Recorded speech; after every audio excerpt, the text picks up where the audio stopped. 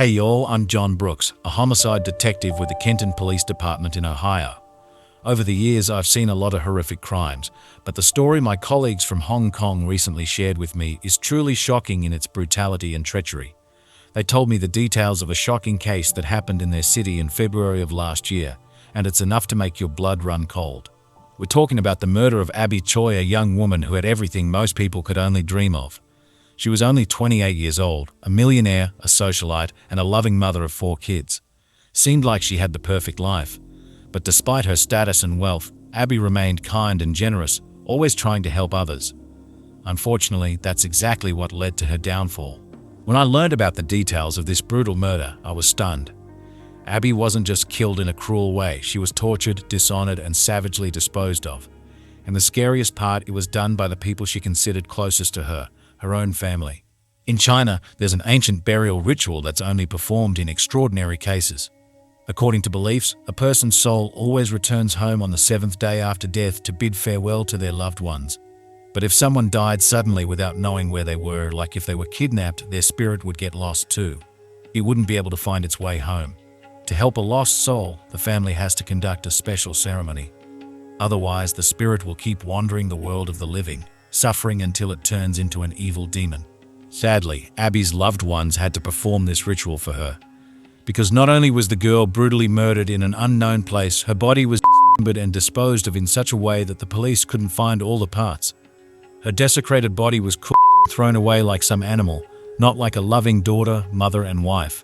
The most horrific part of this story is that Abby's closest relatives, the people she loved and trusted, were responsible for this brutal crime. The very people she'd been helping and supporting for years, even when they lost their jobs and were on the brink of poverty. And these fake family members coldly planned the murder of their benefactor, deciding to get rid of her for selfish reasons to take her money. They took advantage of Abby's kindness and then discarded her like a used tissue. This story shook all of Hong Kong. The public was in shock upon learning the crime details. It was hard to believe that something like this was even possible, that relatives could so insidiously kill a member of their own family. The police immediately took on the case, involving their best detectives. No one was going to let the killers get away with this atrocity. And although I wasn't personally involved in the investigation, my colleagues told me all the chilling details. They shared information with me as the investigation progressed, consulted on how to act to find the missing woman and catch the criminals ASAP. Today, I'll present y'all with a detailed timeline of events from Abby's happy life to the fateful day when her heart stopped at the hands of treacherous killers wearing the masks of loving family. This case should serve as a lesson and warning for all of us to be cautious about who we let close, even those nearest to us. And maybe this story will help someone recognize evil in those from whom we expect only love and care. Now, I'll tell y'all all the details I know, but only to the wonderful folks who've subscribed to my channel. If you happen to not be subscribed yet, be sure to hit that subscribe button, give this video a like, and leave any kind of comment so this important content can reach as many people as possible. Trust me, this is real important for the social safety of our society. So, Abby Choi was born into one of the richest and most influential families in Hong Kong. She was the oldest of 3 daughters, and from a young age, she was surrounded by incredible luxury. Abby never knew what it was like to be in need or poor. The girl never had to skimp on anything or deny herself. She had everything one could dream of: expensive toys, designer clothes, education at the best schools. About people like Abby, they say they were born with a silver spoon in their mouth. Usually, kids from such wealthy families don't grow up to be very pleasant folks, because from childhood they're surrounded by luxury and permissiveness. They get used to getting whatever they want. An excess of money and opportunities strongly affects one's character, and rich kids often become arrogant, snooty, selfish. But Abby was more of an exception to this rule. Despite her privileged position, the girl grew up kind, sensitive, calm, and easygoing. She treated everyone with respect, regardless of their social status or financial situation. Abby never flaunted her wealth or belittled others. Instead, she tried to help those who were less fortunate. The girl sponsored shelters for stray animals because she really loved our furry friends. She constantly made generous charitable donations to various social organizations and charities. Knowing she could afford it, Abby gladly shared her wealth with those in need. Her lifestyle was more like that of a socialite. Abby often attended various events, fashion shows, parties, but even there, she never caused drunken debacles or was involved in loud scandals. On the contrary, Abby led a calm and measured life. At 28, she was a mom to 4 wonderful kids and promoted a healthy lifestyle and family values by her own example. On social media, Abby was known primarily for her exquisite style. She adored fashion and had great taste. The girl often attended shows by famous designers not only in Asia but also in Europe. She chose her own outfits without using stylists. Abby's circle of friends included many Asian celebrities, and her photos graced the covers of glossy magazines more than once. Despite her wealth, Abby never sat idly by. She thoughtfully invested her funds, multiplying her fortune. In a few years, the girl managed to increase her own capital several times over. At the same time, she never put money above all else, and in her relationships with people, she was kind and sincere. Abby genuinely tried to maintain good relations with everyone around her: colleagues, partners, staff.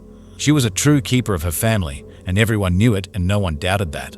So no one could even imagine that Abby's kindness, generosity, and trusting nature would be the cause of her demise.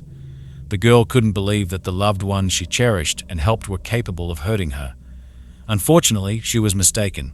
While investigating this case, I was repeatedly amazed by Abby's strength of spirit and sincerity. She was a bright person in a world of self-interest and betrayal. The girl didn't deserve such a terrible death, and it was my duty to do everything to put her killers behind bars. Because even all the money in the world isn't worth a human life. But unfortunately, that ain't the only thing that shocked me. Abby Choi's first marriage was quite unusual for Hong Kong. The girl got married at a very young age in 2012, when she had barely turned 18. Abby's fiancé, Alex Kwong, was her longtime friend and first love. They had been dating since their school years. But while Abby came from a very wealthy and influential family, Alex was a simple guy from a not-so-rich family. His father worked as a sheriff in the Hong Kong police, and his mother was a housewife. The wealth of the Kwong family couldn't even come close to the riches of the Choi family.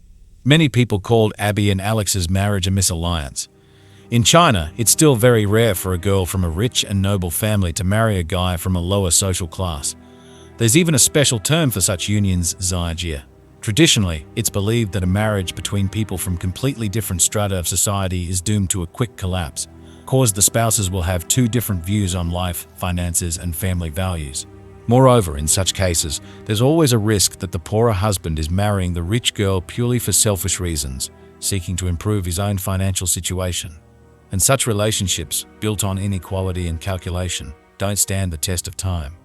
The newlyweds face a bunch of problems, from banal incompatibility of characters and habits to serious conflicts, debts, financial losses. But young, love-struck Abby held a completely different romantic view. For her, it didn't matter at all which spouse earned more money and who came from a wealthier family. The main thing was that the family had love, respect, trust, and prosperity, and who exactly provides this well-being wasn't so important. Abby sincerely believed that for happiness, it wasn't at all necessary for a husband and wife to have the same social status or wallet thickness. In her opinion, it didn't matter who put food on the table. The main thing was that the food was there. And if the family had the means to live with dignity, then there was no point in competing whose funds they were, his or hers. The girl was convinced that love and trust should be the foundation of a strong marriage, and material well-being was already a matter of acquisitions secondary. Abby's relatives, although not thrilled with her choice of fiancé, still respected their daughter's feelings. They didn't set strict conditions for her marriage, pressure her, or try to discourage her from this step with threats or ultimatums. The Chois didn't deprive Abby of her inheritance or disown her. The parents only gently advised the girl not to rush into such a fateful decision at the age of 18 and to think everything through thoroughly. However, they understood that first love was a great force, so they accepted their daughter's chosen one and gave the young couple their blessing. Despite the obvious social inequality between the families, the Chois sincerely wished Abby happiness and supported her choice. But unfortunately, the parents' concerns turned out to be not unfounded. Abby Choi and Alex Kwong's marriage lasted for a very short time, only 4 years. During this time, the couple managed to have 2 wonderful kids. However, the appearance of the little ones couldn't strengthen the family ties. Eventually, the union of Abby and Alex cracked and finally fell apart. My colleagues from Hong Kong who investigated Abby's murder case shared with me interesting details about her personal life and family relationships. For example, they said that, according to rumors, the reason for the young couple's divorce was Alex's passion for gambling and his huge debts. Allegedly, the man owed some dangerous people a hefty sum, putting not only the well-being but also the safety of the family at risk. And Abby, unable to withstand such a blow, decided to end the marriage. However, the exact reasons for the divorce were known to no one except perhaps Abby and Alex themselves. Publicly, neither of them voiced the details, and the documents only stated the dry wording, irreconcilable differences. It can be said with certainty that the girl never allowed herself to publicly badmouth her ex-husband or speak ill of him. She kept all the details of their breakup a secret and didn't air dirty laundry. It's only known that despite the collapse of the marriage, Abby managed to divorce Alex peacefully and quietly, without loud scandals, accusations, or lawsuits. Moreover, the girl managed to maintain wonderful friendly relations not only with her ex-husband, but also with all his relatives. Even after the divorce, Abby continued to actively help the Kwong family, as if still considering them her own. When, for example, Alex's father lost his job and the family found themselves in a difficult financial situation, Abby made a very generous gesture. She bought a luxurious apartment in an elite new building for her former father-in-law and his family. This property cost about $10 million. Abby registered the ownership in Alex's father's name so that the family would have a fancy roof over their heads until they solved their financial difficulties. In my opinion, it was an incredible display of generosity, because it's very rare for someone to dare to show such selfless kindness to people who are actually strangers after a breakup. Of course, Abby's noble act generated a wave of gossip among acquaintances. Some even suggested that maybe the girl hadn't really divorced Alex, but only formalized everything on paper to hide some financial fraud in the Kwong family. But to be honest, I'm inclined to consider this version unlikely. At least the police officers I spoke with also found no evidence of fraud in the couple's finances. So why did Abby buy such expensive real estate for her ex's family? In my opinion, there are two main reasons.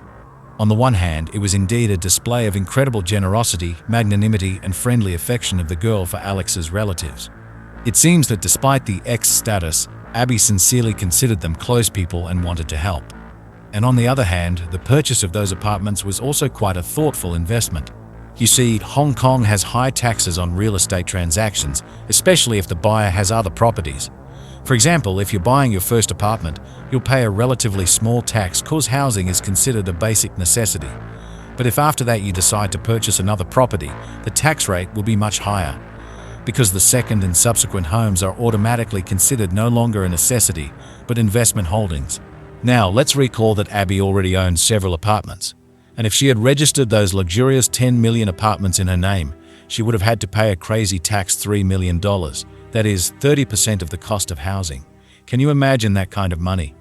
Instead, by registering the property in the name of Alex's father, Cole Kwong, Abby saved a pretty penny. For the elder Kwong, it was the first apartment in his life, so the tax was only $40,000 instead of $3 million. The difference is more than significant. At the same time, Abby retained the ability to return those apartments to her ownership at any time and further dispose of them at her discretion, rent out or sell. After all, it was she who paid the entire amount at the time of purchase, so she was the actual owner. To get the property back, Abby only needed to confirm with documents that the money for the apartment belonged to her. Of course, such a financial and legal move was risky. I would never dare to buy someone housing at my own expense and trustingly register it in another person's name, even if they're family members, and especially if it's a former family, because then you'd still have to prove in court who actually paid for everything. And what if those people suddenly turn out to be dishonest? They might take the property for themselves, and you'd be left with nothing but blinking eyes. But maybe I'm just professionally deformed and prone to reinsurance. We cops have seen all sorts of things, and Abby, it seems, was a very trusting girl and sincerely didn't expect a dirty trick from those she loved and helped. She perceived the Kwongs as her own even after the divorce, so she wanted the best for them, and she had no idea that someday her sincerity would turn against her. Y'all can't even imagine how the further development of events in this story will shock you. After her divorce from Alex Kwong, Abby wasn't single for long. Soon she remarried. This time her chosen one was Chris Tam, with whom they also went to school together. Moreover, as it turned out during the investigation, all three, Abby, Alex, and Chris, were classmates and close friends at one time. We could say that the girl had a certain type of men she liked, similar to each other. But despite this, Chris was strikingly different from Alex in terms of financial status. After all, his family owned a whole chain of Tam Kha international restaurants, and their fortune was estimated at $500 million. Interestingly, although Chris and Abby had a lavish wedding ceremony, they never legally formalized their marriage. Perhaps this decision was made to avoid unnecessary hassle with financial issues and not create a joint marital capital. At least such thoughts were expressed by my colleagues in Hong Kong. They also mentioned that for some time there were rumors that a few years before the wedding, Abby had significantly increased her own wealth thanks to several successful investments. So it's possible that the girl wanted to protect her assets and maintain financial independence even in marriage. However, be that as it may, for everyone around them, Chris and Abby were a real married couple. They appeared together everywhere, lived as one family, and called each other husband and wife. In a few years, the couple had 2 more babies together. So Abby became a mother of many children. Now she had 4 little ones growing up. The girl really valued family ties and sincerely tried to create a big friendly family, despite her divorce from Alex. Despite her new marriage, she maintained surprisingly good relations with her ex-husband and all his relatives. Abby not only communicated with the Kwongs, but also constantly invited them over for various family celebrations, birthdays, Christmas, and so on.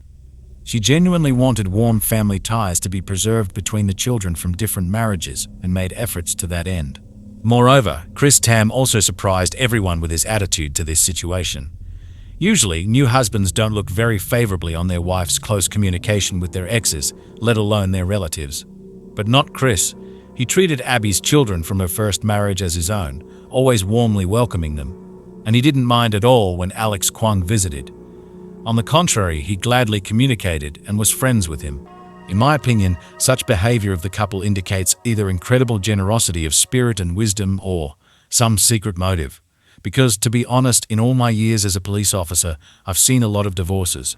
But for ex-spouses to communicate so well with each other, and even with each other's new partners, that's a rarity. In most cases, if ex-spouses maintain any kind of relationship at all, it's purely formal, and they try to avoid meetings. All too often, such family reunions are painful. Therefore, the situation with Abby seems a bit strange to me, as if there's some subtext that I don't understand. Another interesting fact is how Abby supported Alex's brother, Anthony Kwong, after he lost his job.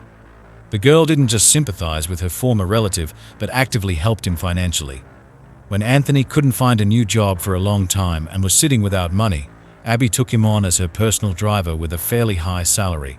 Of course, she and Anthony didn't see each other every day like close friends. No, it was more of a business relationship. He drove Abby to social events and business meetings, and also took her to pick up the kids from school, as the girl tried to spend every free moment with them. Often after that, they would go to a restaurant for dinner or to a park for a walk together. Despite the super busy schedule of a socialite, Abby always put family and children first. Meanwhile, Anthony photographed these sweet moments and posted the pictures on his Instagram with the caption, "Brother and sister." In a word, there is every reason to conclude that Abby really valued family ties, and until the end tried to maintain good relations with all her relatives, both from her own family and from the side of her ex-husband.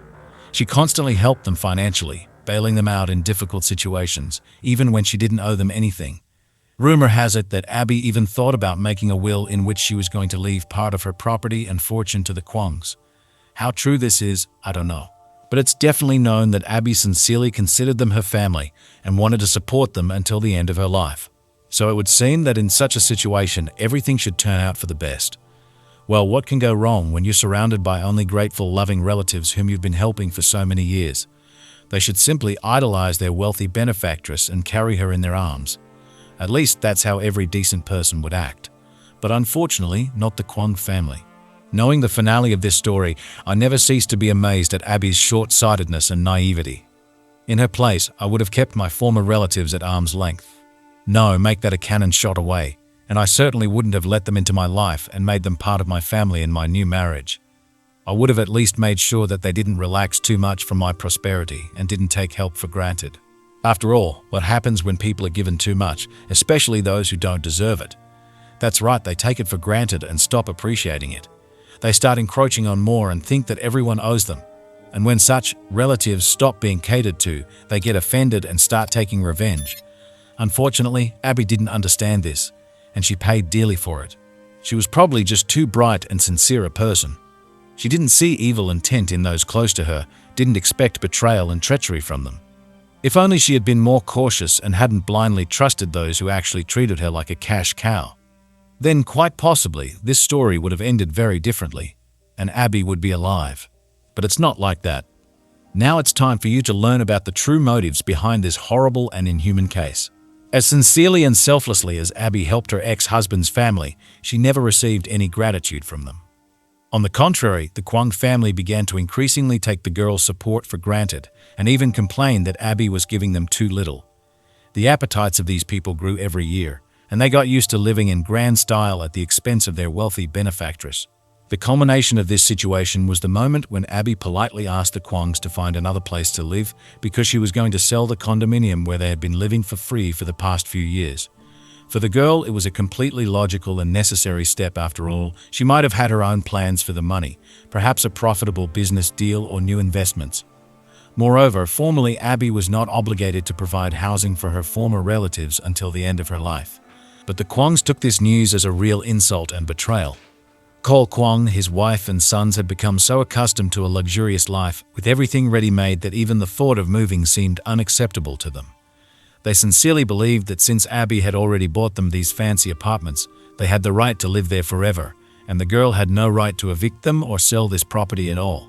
The Kwongs completely forgot that they should thank Abby for all these benefits, that it was thanks to her kind heart that they had a luxurious roof over their heads and could generally afford not to deny themselves anything. They no longer felt any gratitude to their benefactress, only anger and indignation at the unfair demands.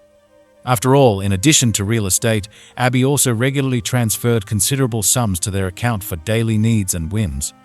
In fact, she completely took over the financial support of her ex-husband's large family, and they took it as the norm. In fact, if you think about it, even a very wealthy person is not obligated to support their former relatives for years and pay for their luxurious life. It should be goodwill and a manifestation of special generosity, but in no way coercion or obligation.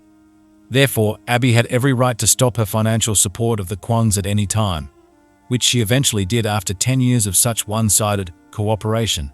Of course, the Kwongs did not expect such a turn and were not going to put up with the loss of their usual source of income. They were sincerely furious with Abby, considering her demand to vacate the apartment an outrage and a betrayal. And in the eyes of these people, she had now turned from a sweet, generous girl into an insidious and greedy bitch who dared to deprive them of money and comfort.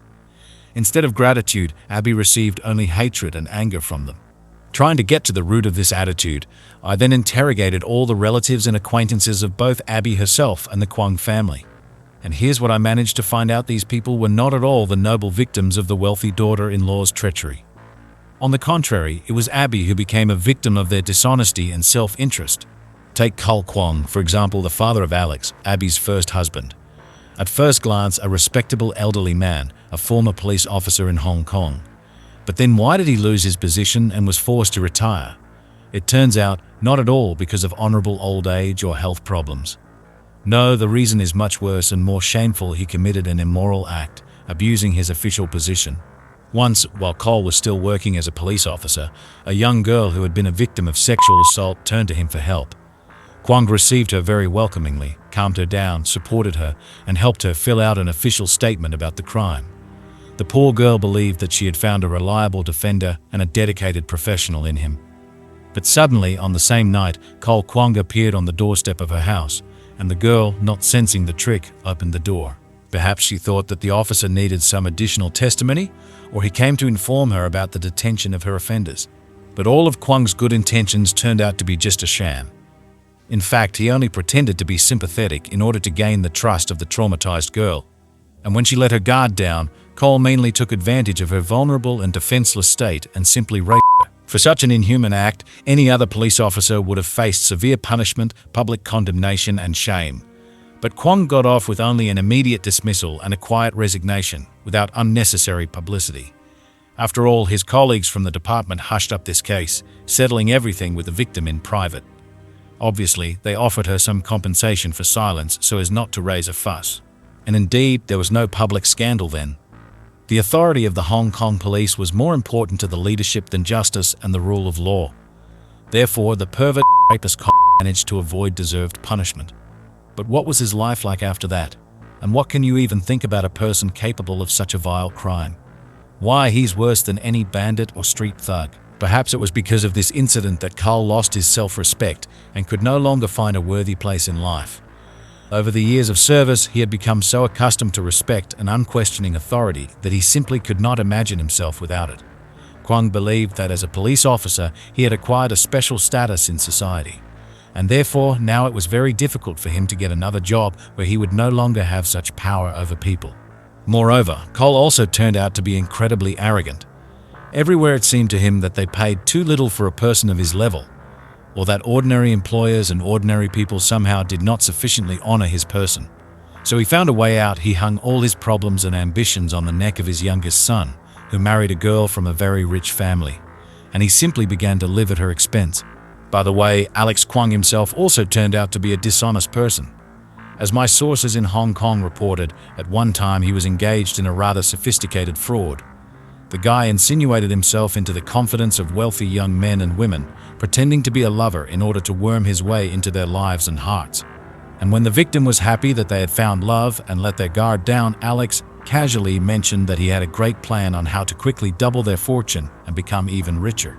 Alex himself looked like a successful and high-status young man. He was lavish with money, wore expensive brand-name things, and drove a chic sports car. In a word, he created the image of a real rich man. So naive victims believed that he knew how to multiply capital, and they agreed to invest their money in the purchase of gold bars, supposedly for some unique financial scheme. And then Alex would simply disappear with all the valuables over the horizon. Why gold?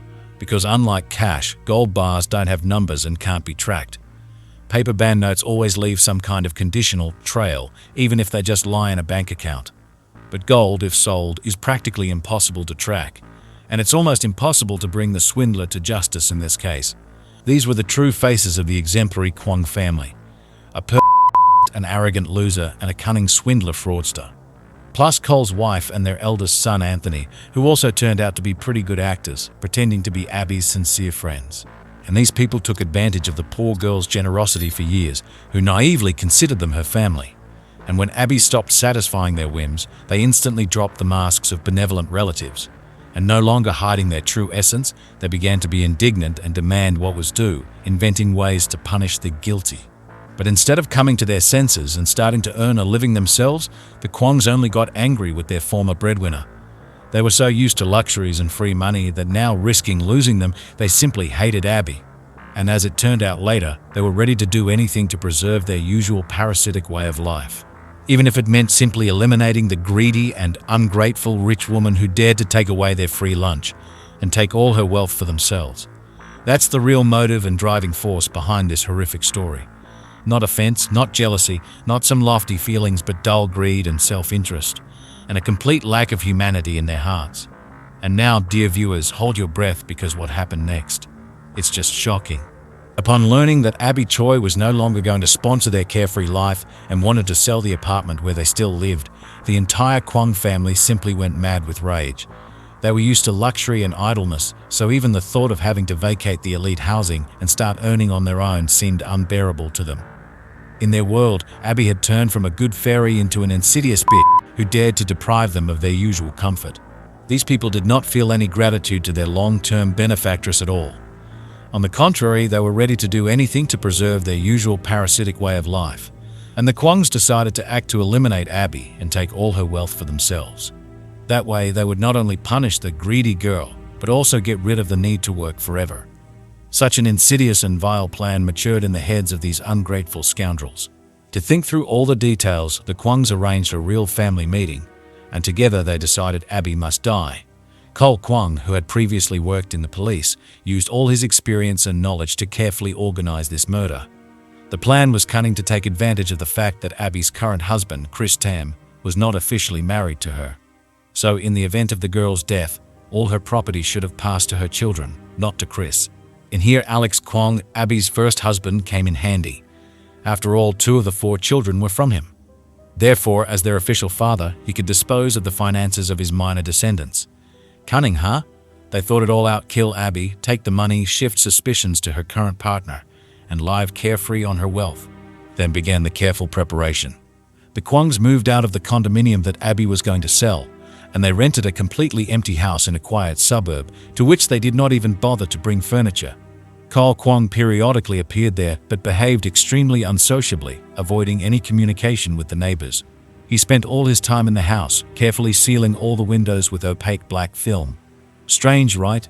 Now we know that these scumbags were simply arranging a place for themselves to commit a crime. And then the insidious Kwongs proceeded to implement their terrible plan. On February 21, 2023, the unsuspecting Abby, as always, went to pick up her daughter from school. Only this time, her phone suddenly stopped responding, and no one ever saw the girl alive again. It will take several hours before her disappearance is noticed. Chris Tam was the first to sound the alarm. He knew perfectly well that Abby would never have disappeared like that without warning him, especially considering that a child was waiting for her at home. Chris immediately rushed to call all the friends and relatives of his beloved, but in vain. No one knew where she was or what had happened to her. The next morning, the police will join the search. Abby's loved ones, her husband and parents, insisted that law enforcement get to work immediately without wasting a minute. And you know what? Apparently, when it comes to the disappearance of someone from a wealthy and influential family, the police do act much faster. Already in the morning, Abby was declared wanted. Her photo was shown on all TV channels. A press conference was held where all the available information was presented: how Abby was dressed, what bag she was holding, when and where she was last recorded by surveillance cameras. Citizens were urged to report any information about the missing woman. The investigation began, and one of the first steps, as is usually the case, was to check the victim's relatives and closest associates. That is why the police soon visited the house where the Kwong family lived. At that time, the investigators did not yet suspect that they were dealing with real criminals, but the family itself knew perfectly well why the police had come, and they were very worried that Chris and Abby's parents had raised the alarm so quickly. After all, Cole Kwong was sure that he would have much more time to implement his perfect plan. Who knows, if he had at least one more day in reserve, then perhaps these scoundrels would have managed to cover their tracks. But as soon as the law enforcement officers visited the Kwongs, all their plans began to collapse like a house of cards. After all, to all the police's questions, the suspects answered extremely evasively and not at all convincingly. This, of course, immediately attracted the attention of the investigators, and when they learned that the Kwongs had also rented a house in a quiet suburb, they immediately went there to check everything with their own eyes. And you know what they saw there when they crossed the threshold on February 24? An absolutely eerie picture. Empty rooms without any furniture. Windows and doors draped with dense black film, as if some cheap porn being filmed here. In the kitchen, 2 huge pots with suspicious broth in which something very similar to human remains was floating. Nearby, a bloody electric saw, a hammer, 2 meat grinders, protective masks, and some black oilcloth raincoats. And in the midst of all this, an elegant Hermes women's bag, all splattered with blood. Experienced police officers immediately realized they were at the scene of a brutal murder. Experts rushed to collect evidence. The question of who did this didn't even arise. All the findings were too obvious. When the head of the missing Abby Choi was recognized in the pot of broth, the terrible truth became clear. These scoundrels, the Kwongs, didn't just take the life of their benefactress, they brutally slaughtered her, dismembered her body, and tried to hide the remains in the most disgusting way. How's that for you? To cook the head off, tissues and part of the limbs of their victim soup, and throw the rest into a garbage can or bury it in a landfill. One must have no heart, no soul, no basic human feelings to do this. Of course, the investigators immediately rushed to check the footage from all the surveillance cameras in that area. And they did find what they were looking for: Cole Kwong throwing out black plastic bags in the middle of the night, furtively looking around on all sides. A group of forensic experts was immediately sent to search the local landfill, but unfortunately to no avail. Kwong managed to hide the remains of Abby's body so that they would never be found. While the search was going on, the police detained Alex Kwong's father and brother. Alex himself managed to escape. Later, you will learn the shocking details of exactly how this brutal murder took place and why poor Abby suspected nothing until the last moment, and also about Alex's desperate attempts to evade justice and the unprecedented treachery of the Kwongs, who tried to hide the traces of their atrocities. But first, I want to say this. Over the years of my service in the police, I've seen all sorts of things. I've worked on cases of brutal murders, rape, kidnappings, but the story of Abby Choi will forever be etched in my memory as the most insidious and disgusting crime. After all, this is not just a murder for money. This is black ingratitude, betrayal, and meanness of the highest standard. How can people you've been supporting for years and perceived as family suddenly become your executioners? How can you coldly kill a person who shared everything with you? And how, after that, do you live with your conscience and look into the eyes of her children? But these non-humans have no conscience or compassion. They are worse than the worst scumbags because they betrayed and killed their own. And all for what? In order not to work and continue to live at her expense? But even if they had succeeded, could they have calmly used this money, knowing with what was soaked? Is it really possible to go for such a terrible crime in cold blood? Abby trusted these people, and she paid dearly for it. Too dearly with her own life. And unfortunately, there is nothing we can do about it now. Now we can only hope that the court will be harsh and fair to her executioners, that the Kwong family will have to answer for their inhuman act. This is a horrible story of ingratitude and betrayal, about how sometimes even the closest people can become your killers, and how in the pursuit of easy money, some are ready to cross any line of humanity. But Abby definitely did not deserve such a fate. She was a bright and kind girl who believed in people, and this faith destroyed her. May the earth be soft for you, Abby Choi, and to your killers eternal damnation and the most severe punishment. And now the most important thing. I have specially compiled for you an exact chronology of all the events of that fateful morning. Thanks to the coordinated actions of the police and the testimony of eyewitnesses, the investigators were able to recreate the shocking picture of Abby Choi's last hours of life. Now we can at least approximately imagine what happened to her on the day of her disappearance. And this truth makes the blood run cold with horror and disgust. Imagine a sunny morning on February 21, 2023, Hong Kong. The unsuspecting Abby, as usual, is driving her car to school to pick up her daughter from class. This time, it's not the girl's personal driver at the wheel, but her brother-in-law Anthony Kwong, the brother of her ex-husband Alex. Recently, Abby has been trusting him to drive her more and more often. Anthony seems to be a completely reliable guy. And why suspect the brother of an ex-husband with whom you have an excellent relationship? But in fact, this trip is already part of a terrible trap. Anthony deliberately turns off the planned route onto some unfamiliar road. Abby notices this and asks why they're not going where they should. But Anthony finds some kind of excuse like a detour or bad traffic. The trusting girl does not attach any importance to this. Meanwhile, the car drives into some dead-end tunnel, and when it comes out into the light again, it suddenly stops. And then the most terrible thing happens. The doors on both sides open simultaneously, and two furious men burst into the cabin, Alex Kwong and his father, Col Kwong. They pounce on the bewildered Abby, stunned by the betrayal of her relatives. Next, a to the head, and the girl's consciousness plunges into darkness. Obviously, this blow had been fatal for Abby. At least the examination of the found remains showed that there is a characteristic hole in her skull, which could have caused death even before the dismemberment of the body. However, we will probably never know for sure, because even forensic experts could not determine whether the girl was still alive at the time of the injury.